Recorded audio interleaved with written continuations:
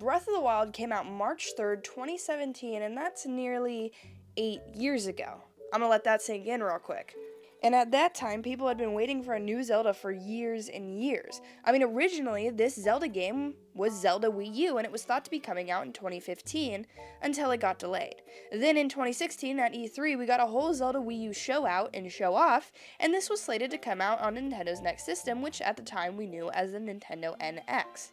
The Wii U, you see, had been failing for years and years, and consumers were confused on what the system even was, and hardcore fans felt immense droughts of games. While of course there were a ton of absolute gems on the system, at the end of the day nothing was hitting and nothing seemed to be turning the system around. So Nintendo moved on at full force, and on March 3rd, 2017, they dropped the Nintendo Switch. This system was so exciting, and the launch lineup was even more so.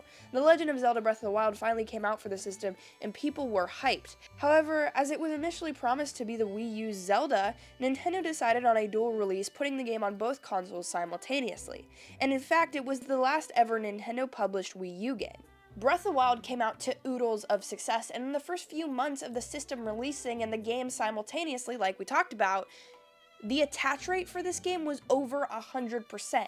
So more people bought Breath of the Wild than had Switches. That was how exciting this game was. And at that time, it was indeed the it game. Like, if you had a Nintendo Switch, you bought Breath of the Wild, and if you wanted Breath of the Wild, and most people didn't have a Wii U at that time, you bought a Switch. And because of that, many people came back to the Nintendo ecosystem just because of the promise of this game and the excitement.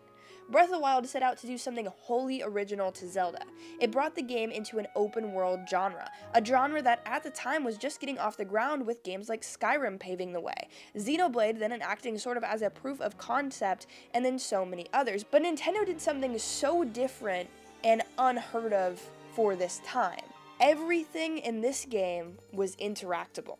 The physics and literally all of it felt real. It felt like an actual living, breathing world that you can interact with. You look out on the horizon, you see a tower you need to go and unlock over there. You can do it. You just jump off that baddie and fly over as far as you can, and you scale a mountain to get to it. Everything here is interactable. That is insane for the time. I mean, you even play games now, to this day, and that level of freedom is nearly unheard of. They also introduced that stamina wheel as a mechanic that's gone on to be a staple of these types of games. And it was a smart way to show just how much stamina Link has, and you know, if you can assess if you're actually able to climb all the way up that mountain and plan accordingly. The design of this game itself just lended so well to being open world. Throughout the game, you're constantly unlocking the map, and the map, of course, is unlocked by what we all know, the towers. These baddies. These were sticking up all over Hyrule, and you knew from the very beginning of intuitive game design, I see a tower there, I need to run and climb that bitch. And the tower system was genuinely phenomenal because you look out into the distance and you run or you ride your horse to the tower in order to unlock it. Then once you reach the top, your map loads in, and as you look out into the distance, naturally you see another tower, so all you have to do is jump off and glide to the next one, hopping from tower to tower to ideally unlock the entire map. That part in of itself was so exhilarating. I mean, I remember bragging to all my friends when I finally unlocked the entire map and vice versa, you know? The excitement around simply exploring in this game is genuinely unmatched by anything I've played since. These towers, of course, also served as fast travel points, so it never felt too tedious to get to a different area after wandering around in the wrong direction for way too long. The thing about this game was that it rewards wandering around, it rewards exploration, and it's got all of these beautiful little small areas of still life with a pond, or just like exciting areas with macabre camps or Lionels or Hinoxes or whatever. Then other times you might be exploring the rubble and stumble into an area guarded by 4 different guardians, all targeting you, and you gotta run and escape the situation. And the excitement of that is insane. The simpleness of just exploring and doing whatever the fuck you want to do is beautiful, but it also marries like old school Zelda really well with it, because there are puzzles out the wazoo with the shrine system, which not everybody liked, but I really enjoyed. The shrines are a heavily debated topic in this game. Some people love them because they provide bite-sized combat encounters that honestly lend pretty well to the form factor of the Switch itself, but others think that they're half-baked or too easy, and while yes, I do agree with some of that criticism, there's no denying it was a very smart way to mix up that gameplay loop. Obviously, as we've stated time and time again, the entire world of Breath of the Wild is about exploration, but for once, in these little shrines, you forget all of that, and you are confined. Sometimes they'd even take away all of your gadgets and you can only fight with what the shrine itself gives you. This strips the game back and allows the gameplay to take over, in my opinion. The movement of this game is unmatched. I mean, you have flurry rushes after a perfectly timed dodge, jump attacks. Hell, even one of the main mechanics of this game is just spawning a random bomb, which is like tried and true Zelda shit. And then you have all of these shrines that challenge you to use your arsenal of abilities in interesting ways. Like you might have to smack a ball from one side of the shrine to the other with stasis. Or maybe you clear a whole shrine, but the chest is underwater, so you need to grab it with magnesis. Maybe you have to scale a waterfall and you have to use cryosis, or sometimes you might just need a perfectly timed bomb in the right spot. All of these abilities do one thing, and that is encourage you to test shit out. I mean, that's all this game is about. Like I've said, is trying stuff out, seeing what works, then taking note of that, and then trying something else. And then there's a slew of villages and towns and stuff to interact with as well. There's all these side quests with new and interesting characters, and the best damn side quest in the entire game is Tarrytown. You can build Link a house. Need I say more, cozy gamers? Girls watching this, subscribe, please. The ratio is so bad, alright? Then, of course, the main missions are a ton of fun, and I mean, people crap on it all the time, but I'm going to take a hard stance right now. The Divine Beasts aren't bad at all, and in fact, I kind of like them. I was even, confused and stumped at times trying to get over them, or thinking about how to move the elephant trunk in order to get to the next area at the time, and I was 14. And fairly unexperienced with the Zelda franchise, but I still loved it then, and even now, I really do enjoy them quite a bit. Now, the boss battles at the end of each area are pretty repetitive, I will admit, and quite easy once you know what you're doing, but that never really bothered me. I just got in there and did what needed to be done in order to progress the story at least a little bit after running around for literal hours gathering materials for some random side quest. Plus, each time I went to do the Divine Beast quest, I would literally get sidetracked on my way over because now I'm in this new climate or this area that I had yet to experience. And there are about 5 different main areas here. The Rito Village is basically the sky area and the mountainous area where there's plenty of updrafts that Link can catch on his glider, there's glider minigames, you talk to Rivali, he gives you a bunch of crap to do, but honestly, it was really just fun to explore this town and fuck around the entire time. Not to mention Rivali's ability. Rivali's gale is incredible, and if you're ever in trouble, you call on that sucker and it creates an updraft for you to just fly away on. That is how I got out of most of the Guardians until I learned the shield technique, which I am very embarrassed to say took me until after beating the game 3 times, okay? I didn't know. Then there's the Goron area, which is the fiery hot area, so getting there can be pretty tough for inexperienced players, such as myself at that time. And there you meet Yumbo, you rescue his ass, you talk to, of course, Daruk, and his ability is one of the best in the game, I think. It literally makes it so that when you shield, you are fully covered, so you get 1 free hit, essentially. The Goron City itself is a really cool location as well, and it's really fun to just run around in once you get the proper clothing, of course, and you're not burning to death anymore.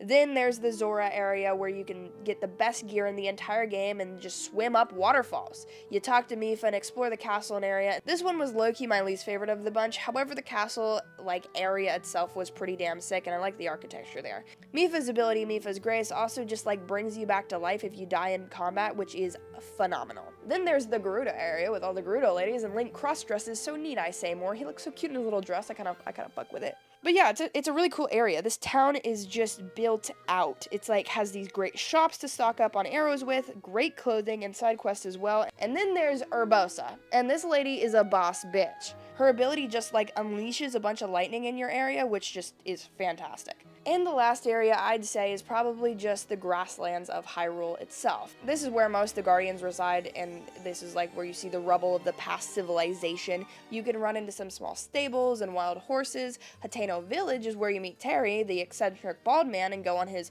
quest with his homie Hudson to build your house, and then eventually you can meet him over at Tarrytown and make an entire town. And fun fact, other than Hyrule Castle, that is the only way to get the Hylian shield, which you kind of need on the DL. So that's the world and some of the mechanics, but now let's talk about what makes Breath of the Wild such a debated game. The weapon system.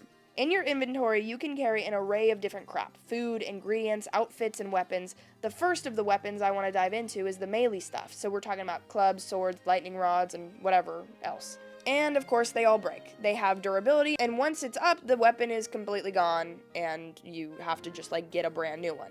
They did this basically to encourage players not to just stick with one weapon that they favor, and encourage experimentation with other weapon types.